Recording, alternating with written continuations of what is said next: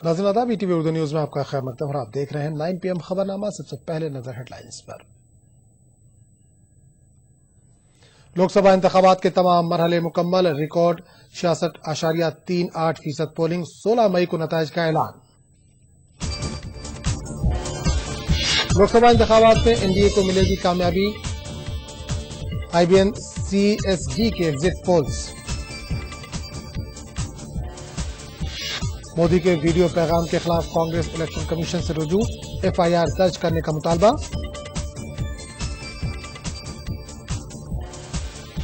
कांग्रेस के अजय राय फंसे मुश्किल में, इंतखाबी ज़ाब्ते अखलाक के खिलाफ वर्जी पर FIR दर्ज।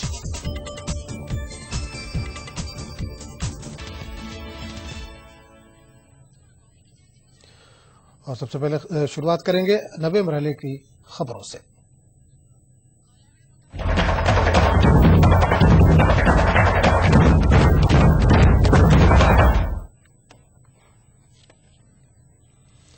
नाज़रीन, लोकसभा इंतखाबात के तमाम मरहले मुकम्मल हो गए। 9 मरहलों में इंतखाबात मुकम्मल हुए हैं। अब सबकी निगाहें 16 मई पर टिकी हुई हैं, जब इंतखाबी नताइज मंजर आम पर आएंगे। चूंकि पोलिंग के तमाम मरहले मुकम्मल हो गए हैं, अब एग्जिट पोल्स की बात हो रही है। किस पार्टी को कितनी नशिस्तें हासिल होंगी, ये जानने के लिए रुख करते हैं IBN 7 का। 31 सीटें मिल सकती हैं। लेफ्ट फ्रंट को 7 से 11 सीटें, कांग्रेस को 2 से 4 सीटें और बीजेपी को 1 से 3 सीटें मिलने के आसार हैं। वोट के बाद सीटों की बात करें तो सर्वे के मुताबिक तेलंगाना के 17 लोकसभा सीटों में से TRS को 8 से 12 सीटें मिलने के आसार हैं, जबकि कांग्रेस को 3 से 5 और बीजेपी गठबंधन को 2 से 4 सीटें मिलने की संभावना है। सर्वे के मुताबिक सीमांत में की 25 लोकसभा सीटों में से YSR कांग्रेस को 11 से 15 सीटें मिलने की संभावना है, वहीं बीजेपी गठबंधन को भी 11 से 15 सीटें मिलने का अनुमान है। पोस्ट पोल सर्वे में अब देखते हैं तमिलनाडु में क्या हो सकता है। मुख्यमंत्री जयललिता की पार्टी AIADMK को 22 से 28 सीटें मिलने का अनुमान लग रहा है, जबकि DMK को 7 से 11 सीटें और बीजेपी गठजोड़ को 4 से 6 सीटें मिल सकती हैं। अब देखते हैं कर्नाटक की 28 सीटों का क्या हो सकता है। कांग्रेस को 12 से 16 सीटें मिलती हुई दिख रही हैं और बीजेपी को 10 से 14 सीटें। JDS को 1 से 3 सीटें मिलने का अनुमान है।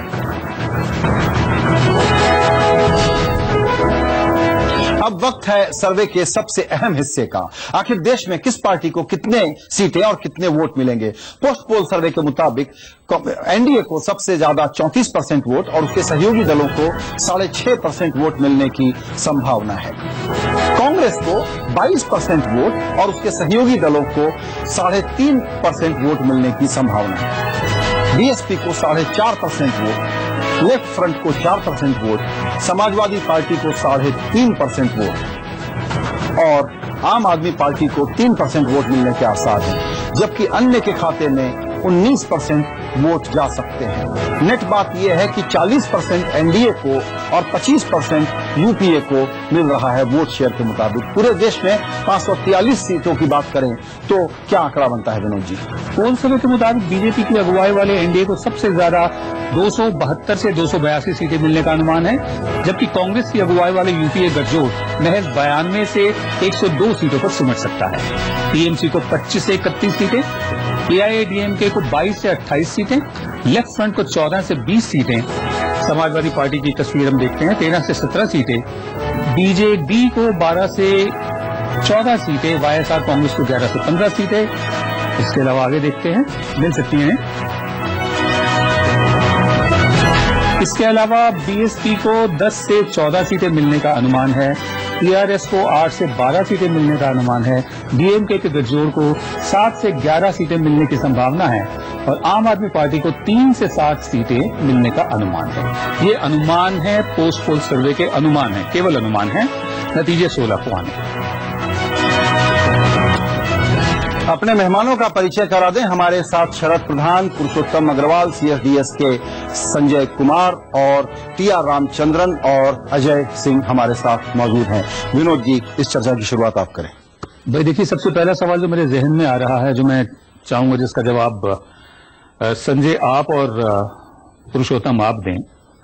ये कहा जा रहा है कि सबसे बड़ा टर्नआउट इस दफे हुआ है, सन 84 से भी ज्यादा टर्नआउट हुआ है, लेकिन सन 84 का जो टर्नआउट था वो अपने साथ एक लहर लेकर आया था 404 सीटों की। अगर ये सबसे ज्यादा टर्नआउट है तो इसमें कोई लहर नहीं दिख रही है मुझे। आपके जो फिगर्स हैं उसमें देखा जाए तो कोई लहर नहीं दिख रही है।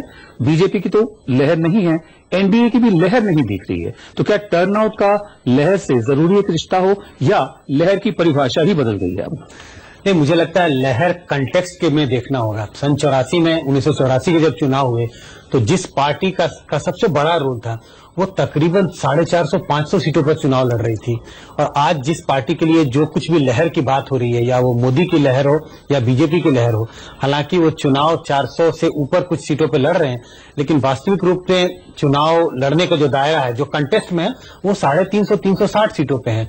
और अगर कोई पार्टी 350 सीट पे चुनाव लड़के और जो आंकलन है 230-235 सीट जीत रही हो, तो कुछ न कुछ हद तक तो एक लिमिटेड लहर तो हम कह सकते हैं। साउथ के क्षेत्रों में भी जो सदर्न स्टेट्स हैं वहां पे भी उनको वोट मिल रही है बीजेपी को, भले वो सीटों में तब्दील नहीं हो रही है, लेकिन एक लिमिटेड लहर तो है। पुरुषोत्तम, लिमिटेड लहर के क्या मानी होते हैं? ये लिमिटेड लहर इस मानी में कह सकते हैं, संजय की बात से मैं सहमत हूँ। आप अपना बीजेपी का वोट परसेंटेज देखें, 34%, इतना वोट परसेंटेज ये बहुत महत्वपूर्ण है। और दूसरी ओर कांग्रेस का ड्रेस्टिकली उसी क्रम में घटा है। लेकिन लहर शब्द का प्रयोग हम अमूमन जिस अर्थ में करते हैं कि सारे देश में, सारे क्षेत्रों में, सारे समुदायों के बीच में, जो कि सन 84 में था और उसके पहले सन 77 में भी था उत्तर भारत में। सन 77 में भी दक्षिण भारत में कांग्रेस की कोई बुरी हालत नहीं हुई थी, साउथ ऑफ इंडिया नहीं था। तो उस अर्थ में देखें तो संभवतः इसको लहर नहीं कहेंगे। लेकिन आप इसे लहर कहें या ना कहें, बीजेपी के लिए जाहिर है कि बहुत उत्साहवर्धक नतीजे हैं। और बीजेपी के लिए उत्साहवर्धक होने से ज्यादा महत्वपूर्ण यह है कि ये स्वयं बीजेपी में एक नए युग की शुरुआत की सूचना देने वाली है। तो संजय, इसका मतलब ये हुआ कि जो लहर से भी आगे, एक तो लहर को लिमिटेड लहर संजय ने बताया, और लहर से भी आगे जो सुनामी शब्द का इस्तेमाल किया गया था वो महज चुनाव प्रचार था। विनोद जी, इसमें थोड़ा सा मैं अपनी राय रखना चाहूंगा, और वो ये है कि देखिए, जब 206 कांग्रेस को मिला था तब हमने कहा था कि मैंडेट मिल गया। कोलिशन एरा में मैंडेट अगर टेक्निकली तो बहुमत के पार है, लेकिन होता है अपॉर्चुनिटी टू गवर्न।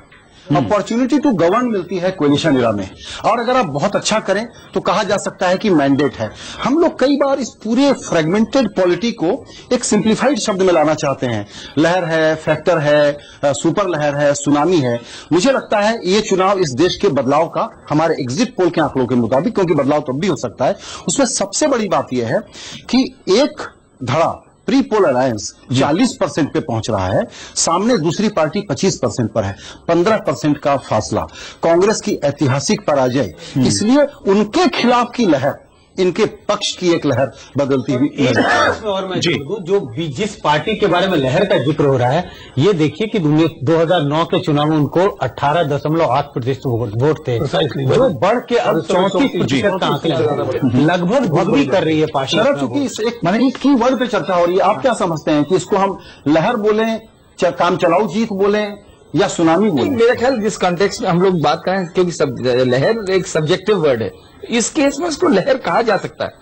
ठीक है, आप अगर कोई पार्टी 10 मिल रही थी सीटें और आज हम कह रहे हैं 55-53 तक हम जा सकती है, तो 10 से 53 को तो यूपी के कॉन्टेक्स्ट में या बिहार के कॉन्टेक्स्ट में देखिए, जितना जब उसको तो लहर ही कहेंगे। और उस शख्स की लहर है, मैं पार्टी की लहर नहीं कह रहा हूं, ये मोदी के नाम की लहर है। अब हमारे विशेषज्ञों के पैनल के साथ साथ एक राजनीतिक पैनल भी जुड़ गया है, और यहां पर स्टूडियो में मेरे साथ हैं मेरे सहयोगी और मित्र आम आदमी पार्टी के प्रवक्ता आशुतोष। आशुतोष, आपका स्वागत है स्टूडियो में आने के लिए। और अब आप ये बताएं कि आम आदमी पार्टी पर पहला सवाल आपसे पूछ लिया जाए, क्योंकि हमको लगता था विधानसभा चुनाव के बाद एक बहुत बड़ा प्रभाव छोड़ने की परिस्थिति बनेगी। हम शुद्ध रूप से एग्जिट पोल के आंकड़ों से जा रहे हैं, और उसमें 3% का वोट शेयर है। हरियाणा में हम समझते थे कि बड़ा खेल होने वाला है, वहां नहीं हुआ, लेकिन सरप्राइज है पंजाब में 21% का वोट शेयर। आम आदमी पार्टी के परफॉर्मेंस पर आपका पहला कमेंट? नहीं, अगर आपके एग्जिट पोल पर मैं कुछ सवाल तो नहीं खड़े करना चाहता, क्योंकि मैंने भी काफी दिनों तक एग्जिट पोल किया है, यही बैठ पोल सर्वे यही बैठ के किया है। आप आज भी आपको अभी भी इन्होंने सहयोगी का दर्जा दिया। मैं कहना चाहता हूं, लेकिन फिर मैंने कहा छोड़ दीजिए। लेकिन मेरा अपना ये एक्सपीरियंस ये कहता है कि पोस्ट पोल सर्वे हो, एग्जिट पोल सर्वे हो, ये हमेशा बीजेपी को ओवर एस्टिमेट करते हैं, कांग्रेस और दूसरी पार्टियों को अंडर एस्टिमेट करते हैं। 2004 के जो एग्जिट पोल के नतीजे अगर आप देखें तो बीजेपी प्लस को 240 से 290 तक देने का काम किया गया था, जबकि कुल नतीजा था 189। कांग्रेस को देने का काम किया जाता है 164 197 और आय नतीजे 222। 2009 में भी अगर आप देखें उस वक्त भी कांग्रेस को प्लस को देने का काम किया जाता है 191 से 216 और नतीजे आए थे 262। 159 सीट मेरी बात खत्म कर ले। तो मेरा यह कहना यह है कि एग्जिट पोल के नतीजे पर मैं आपकी किसी तरह के कोई सवाल कोई प्रश्न चिन्ह नहीं लगा, लेकिन एक वैलिड पॉइंट है कि ट्रेंड ये रहा है कि एनडीए साइड ओवर एस्टिमेट होता है जी चुनाव के पहले, वास्तविक नतीजे के पहले, और यूपीए वाले अंडर एस्टिमेट होते हैं। संजय जी, इसको आपको डिफेंड करना चाहिए। अब ये जरूर है कि ऐसी पार्टी जिसके वोटर ज्यादातर मुखर होते हैं, अर्बन इलाके में ज्यादा होते हैं, तो अगर ऐसा सर्वे या एग्जिट पोल हो या पोस्ट पोल हो या प्री पोल सर्वे हो जिसमें अर्बन वोटरों का अगर बायस होगा, निश्चित रूप से वो जितना अनुपात से ज्यादा उस पार्टी का वोट दिखाई पड़ेगा और उस पार्टी के वोट को अगर आप कन्वर्ट करेंगे सीटों में तो ज्यादा होगा। ऐसा जरूर होता है, लेकिन मेरा ऐसा नहीं मानना है कि जो कुछ आकलन हम अभी कर रहे हैं इससे कुछ नतीजे बहुत अलग होंगे, ऐसा दिखाई नहीं पड़ता। संजय, एक चीज और जोड़ना चाहूंगा। 1998 और 1999 इसके एग्जिट पोल काफी हद तक सही थे, इसमें कोई प्रॉब्लम नहीं थी। लेकिन जब चैनल्स की बाहर आ गई और ओपिनियन पोल एग्जिट पोल करने वालों की एकदम बाढ़ सी आ गई, मैन्युफैक्चरिंग जब से शुरू हो, मैन्युफैक्चरिंग में नहीं कहूंगा, वो तो 16 तारीख को पता चल जाएगा मैन्युफैक्चरिंग कहां से हो रही थी, किसके पक्ष में हो रही थी, कौन लोग करवा रहे थे। आपके साथ साथ हमारे दूसरे दो राजनीतिक मेहमान भी जुड़ गए हैं। बीजेपी के चंदन मित्रा और समाजवादी पार्टी के विवेक विक्रम सिंह भी हमारे साथ हैं। चंदन मित्रा, आपके पास एक सवाल लेके आएंगे। हम यहां चर्चा कर रहे हैं कि एग्जिट पोल के नाते करीब करीब बहुमत का आंकड़ा मिल रहा है करंट एनडीए को, और हम समझते हैं कि इसको लहर क्यों कहा जाए। देखिए, पहली बात तो ये मैं फिर दोहरा देना चाहता हूं, जो हमेशा ओपिनियन पोल से पहले मैं कहता रहा हूं इतने सालों से, कि ये महज एग्जिट पोल है और इसको हम फाइनल आंकड़ा नहीं मानेंगे। एग्जिट पोल में कई बार अच्छी खबर आती है, कई बार बुरी खबर आती है, तो हम हमेशा कहते हैं कि ठीक है एग्जिट पोल है, जो नतीजे आने दीजिए, 4 दिन बाकी है। लेकिन फिर भी आज हमारे इस विचार के लिए, विवर्स के लिए मैं अगर मान भी लूं तो मैं समझता हूं कि एनडीए का प्रदर्शन जो होगा वो ये आंकड़ा जो आप दे रहे हैं वो तो होगा ही, लेकिन मैं तो उम्मीद करता हूं एनडीए 300 का आंकड़ा छू लेगा। बिल्कुल अजय, यहां हम लोग बात कर रहे थे कि ये मोदी वर्सेस रेस्ट, लेकिन पहले कहते थे हम कि ये फ्रेगमेंटेड पॉलिटी है। अलग अलग जगह 2 से ज्यादा 3, 4, 5 पार्टियां मजबूती से कंपीट करती हैं और अपनी वफादारियों के वोट उनके पास रहते हैं। क्या इस बार भी कहा जा सकता है कि ये मल्टी कॉर्नर फाइट में से जो भी जनादेश निकलेगा वो है, या दरअसल हर इलाके में ये सीधा मुकाबला हो गया है? देखिए, कास्ट वाला तो हमेशा लगता था कि कास्ट एक इंडियन हकीकत है और जिसको कि मोदी अगर शायद अटेम्प्ट भी होगा तो ओवरराइड नहीं हो पाएगा, लेकिन ऐसा हुआ नहीं। जैसा आपके आंकड़े भी दिखा रहे हैं तो इसमें ये लग रहा है कि ये ओवरराइड हो गया है। मोदी का एक वेव अगर हम ना कहें, हमें तो लग रहा है कि जो आप दिखा रहे हैं उसमें वेव के अलावा कोई दूसरा शब्द नहीं होगा, लेकिन अगर वेव ना कहें तब भी एक है तो उनके तरफ पक्ष में। जी रामचंद्रन साहब, अब जो हम फाइनल नंबर लेकर के आ रहे हैं, आपको लगता है कि ये ओवर एस्टिमेटेड हो सकते हैं, अंडर एस्टिमेटेड हो सकते हैं? देखिए, मुझे तो लगता है थोड़ा ओवर एस्टिमेटेड जरूर है जहां तक सिर्फ बीजेपी का सवाल है। पर जैसे आप सबने अभी कहा कि ये एक पोल है, पोस्ट पोल, तो इसको मेरे ख्याल में बिल्कुल फेस वैल्यू पे ना ले, इस पे कुछ बढ़ाव चढ़ाव या कम भी हो सकता है। बट आखिरकार जो फिगर्स अब तक आई हैं उसमें अगर हम देखें जितने साल भी ये पोस्ट पोल्स में आई है एग्जिट पोल टाइप, तो मेरे ख्याल में उसके आसपास ही है, बहुत ज्यादा डिफरेंस नहीं रहा है। अब जैसे आपने कहा आशुतोष जी ने कि डिफरेंसेस काफी ज्यादा भी नहीं है जब ये पोल्स हुई है और उसके वजह जो भी हो, पर आखिरकार ये सिर्फ आपका चैनल ही नहीं दिखा रहा, बाकी चैनलों में तो आपके जो आंकड़े हैं उससे कई ज्यादा बता रहे हैं, उससे भी ज्यादा दिखा रहे हैं। हाँ, तो फिर किसको माने? बिल्कुल। आइए अब हम चलते हैं विवेक विक्रम सिंह के पास, समाजवादी पार्टी के प्रवक्ता हैं। हम कहते थे कि पहले सत्ता का रास्ता यूपी से आता था, फिर ऐसा नहीं था। इस बार विक्रम सिंह जी ऐसा लग रहा है कि दिल्ली की सरकार का रास्ता यूपी से ही होकर के आ रहा है और वहां पर क्षेत्रीय दलों की स्थिति बहुत खराब है। 15% के आसपास की लीड अगर एनडीए को वहां पर है तो आप मान के चलें कि समाजवादी पार्टी का प्रदर्शन बहुत खराब होने जा रहा है। देखिए, आंकड़े जो है वो हमेशा भ्रमित करते हैं। अभी हमने चर्चा में इतने अच्छे से एनालिस्ट को सुना और सबने ये कहा कि जो है एग्जिट पोल गलत हो सकते हैं, भ्रामक हो सकते हैं। हमारा ये कहना है कि अगर आप अपने वोट शेयर को देखें और आप ही के जो पोस्ट पोल एनालिसिस है उसको आप उस पर गौर करें तो आपको नजर आएगा कि हमारा ही एक अकेला वोट शेयर है जो पिछली 2009 के मुकाबले बड़ा है। भारतीय जनता पार्टी का भी आप बढ़ा हुआ दिखा रहे हैं। ये तब है जब अभी पूर्वांचल की जो 18 सीटों पे जो आज मतदान हुआ है ये आपके शायद पोस्ट पोल में शामिल नहीं। दूसरी बात जो है, कई चीजों को इसमें फैक्टर इन करना पड़ता है। तो नाज़रीन, ये आप देख रहे थे पोस्ट पोल सर्वे जो IBN7 और CSD ने मुश्तरका तौर पर किया था।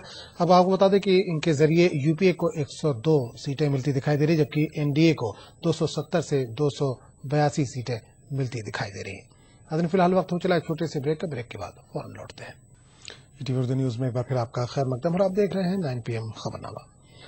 नाज़रीन, टुडेज चाणक्य के एग्जिट पोल्स में बीजेपी और उसके इत्तेहादियों को सबकत हासिल हुई है।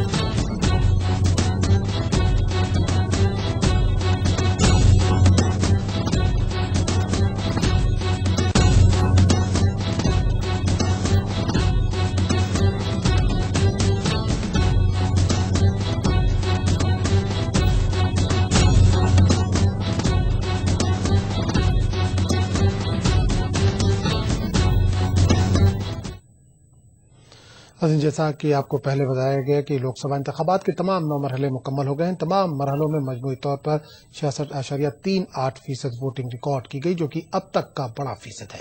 इस बार की पोलिंग ने माजी के पोलिंग के तमाम रिकॉर्ड्स तोड़ दिए। इससे कबल 1984 में 64.01% पोलिंग हुई थी। 16वें लोकसभा इंतखाबात के लिए मजमूई तौर पर 66.38% वोटिंग हुई, जो कि अब तक की तारीख साज है। इस बार की पोलिंग ने माजी की पोलिंग के तमाम रिकॉर्ड्स तोड़ दिए। इससे कबल 1984 में 64.01% पोलिंग हुई थी, जबकि 2009 में 58.19% वोट डाले गए थे। इस बार आवाम को वोट की तरगीब देने के लिए इलेक्शन कमीशन ने कई इकदाम किए थे, जिसका मुस्बत नतीजा नजर आया।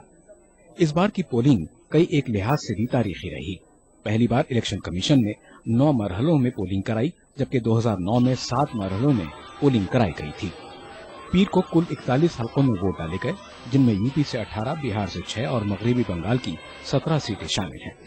पीर की पोलिंग में सबसे बेहतर शरह मगरबी बंगाल में रिकॉर्ड की गई, जबकि बिहार दूसरे नंबर पर रहा।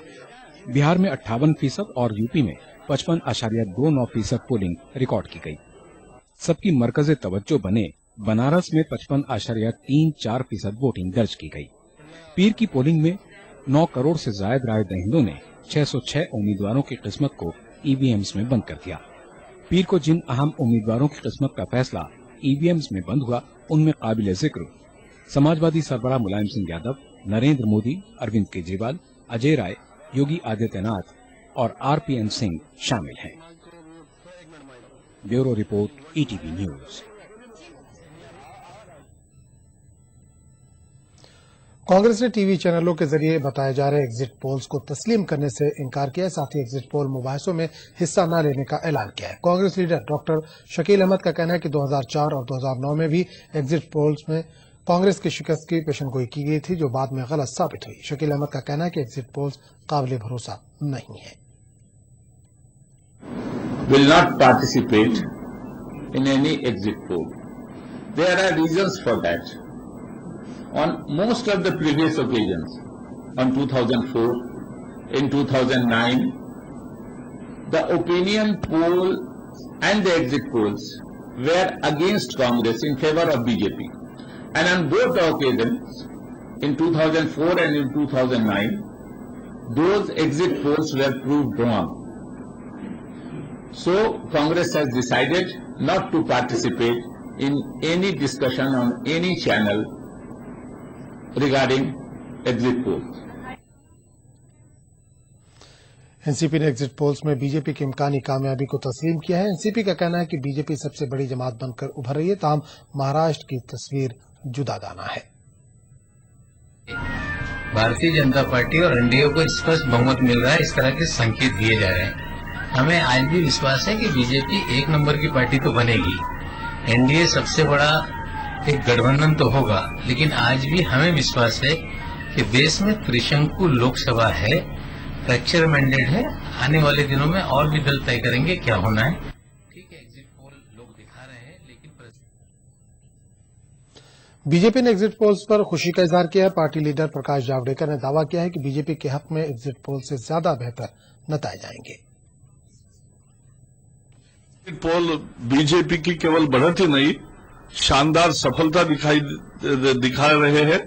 इससे हमें निश्चित खुशी है और यह हमारे अपेक्षा के अनुसार हो रहा है।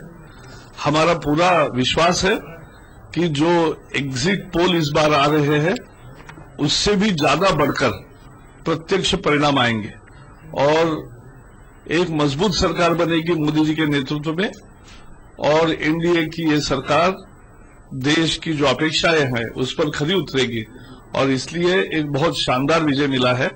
हमें बहुत खुशी है और ये शानदार विजय का एक आगाज है। इंतखाबात के इख्तिताम के बाद आइंदा की हिकमत अमली तय करने के लिए आज शाम कांग्रेस कोर ग्रुप की मीटिंग मुनक्किद हुई। पार्टी सदस्य सोनिया गांधी की क़यादत में मुनक्किद हुई इस मीटिंग में इंतखाबी नतायज की हिकमत अमली पर गौर खौज किया गया।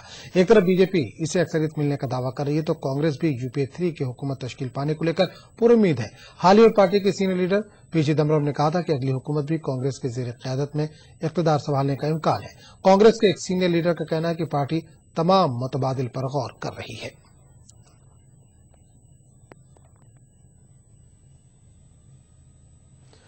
वहीं जेडीयू ने इंतखाबी नतायज के बाद तीसरे महाज के मुस्तहकम होने का दावा किया। जेडीयू के लीडर केसी त्यागी ने इतराफ किया है कि बीजेपी सबसे बड़ी जमात बनकर उभरेगी, ताहम तीसरे महाज की जमातें हैरत अंगेज मुजाहरा करेंगी।